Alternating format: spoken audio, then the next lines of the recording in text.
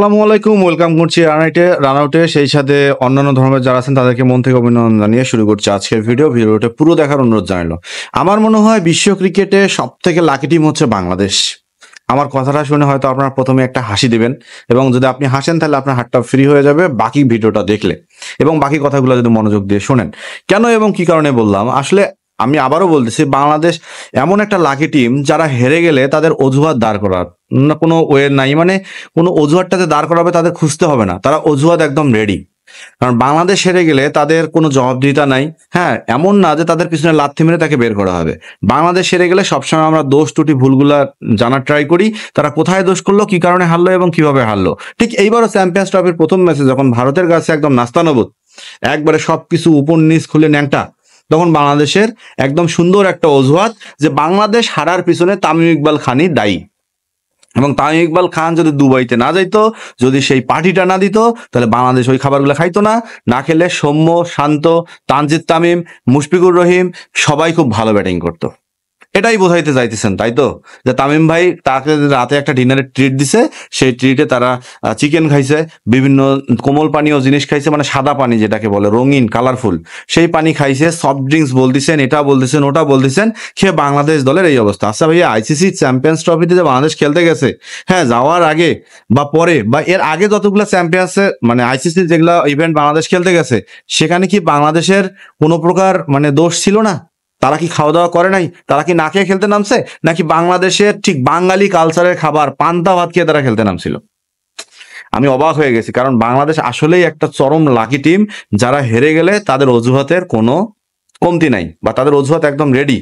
যে অজুহাতগুলো দিচ্ছেন এটা সম্পূর্ণ বৃথা। বাংলাদেশ টিমের খেলোয়াড়দের এক একটা ফিটনেস দেখছেন? সৌম্য সরকার কি কোনো কালে ফিটিং ছিল খেলার জন্য?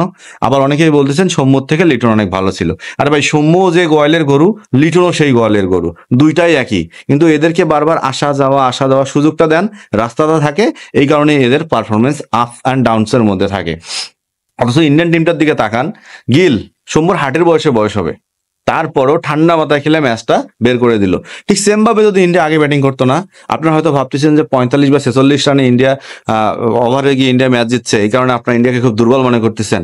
না রে ভাইয়া, পিচটাই এমন, আবুধাবির উইকেটটাই হচ্ছে 260 থেকে 70 রানের একটা পিচ, যে পিচে ঠান্ডা মাথায় খেলতে হবে। আর যদি বিরাট বা রোহিত বা আয়ারের মতো কোনো ব্যাটার, হ্যাঁ, টিকে থাকতো, জলদি আউট হয়ে না যেত, তাহলে আমার মনে হয় এই খেলাটা ইন্ডিয়া 35 ওভারে শেষ করে দিত। কিন্তু কপালটা ভালো যে তারা যখন গেছে তখন গিল একটু দায়িত্ব নিয়ে ধীরে ধীরে খেলে বাংলাদেশের সম্মানটা বাড়াইছে।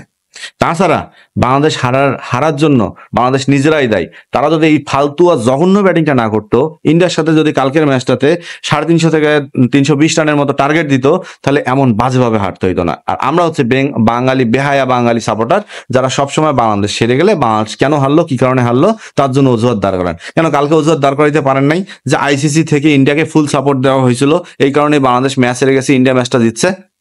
পারেন নাই। শেষ পর্যন্ত কি হইলো, ওই একটা ছবি ভাইরাল হয়েছে, আল্লাহ জানে ওই ছবিটা আসলে সত্যিকারের ছবি কিনা, তামিম ইকবালের সাথে আসলে ওই ডিনারে তামিম ইকবাল ছিলেন কিনা, এটাও আমরা কেউ জানি না, শিওর না।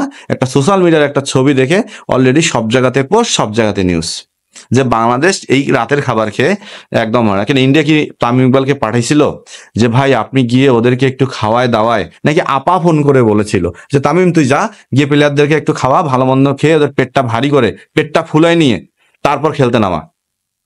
ভাইরে, নাচতে না জানলে উঠান বাঁকা, কথায় আছে না? বাংলাদেশ টিমও হচ্ছে তেমন, খেলতে জানে না, হেরে গেছে, অজুহাত খুঁজেন না। পারলে তারা যেন তাদের পিছনে কিভাবে লাথি দিয়ে বের করা যায় সেই চিন্তা ভাবনা করেন, তাহলে দেখবেন যে বাংলাদেশ ভালো হয়ে গেছে।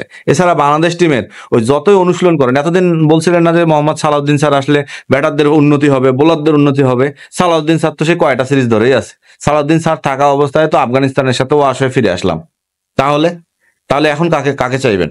হ্যাঁ, আইসিসি কেন, আইসিসি অনুমোদিত বা বিশ্বের সেরা সেরা যেগুলো ওয়ার্ল্ড কাপও জিতে গেছে, সেই প্লেয়ার গুলাকেও যদি আপনারা বাংলাদেশ টিমের সাথে রাখেন না, তাও বাংলাদেশের এমনই হাল দেখবেন। আর বাংলাদেশকে এখন ভালো করার একটাই লক্ষ্য, সেটা হচ্ছে এমন জায়গায় হিট করেন যারা উঠতেও না পারে, বসতেও না পারে, শুইতেও না পারে, তাছাড়া এরা খেলা শিখবে না। রানআউটে যারা দেখছেন সাবস্ক্রাইব করতে ভুলেন না।